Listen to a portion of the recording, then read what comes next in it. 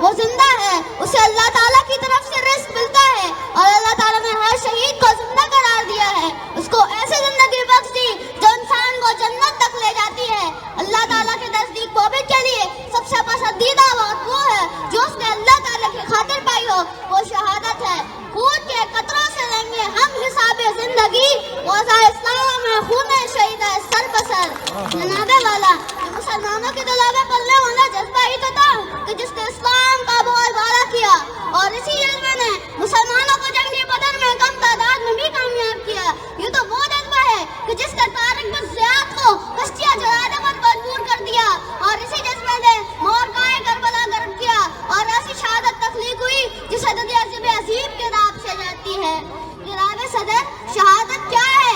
یہ کون سی بات ہے؟ جناب والا، اللہ کی راہ میں یا اپنے وطن کے خاطر اپنا گھر بار جان مال اولادیں قربان کر دینے کا نام شہادت ہے۔ جناب صدر، جنگ بدر میں مسلمانوں کی تعداد کہاں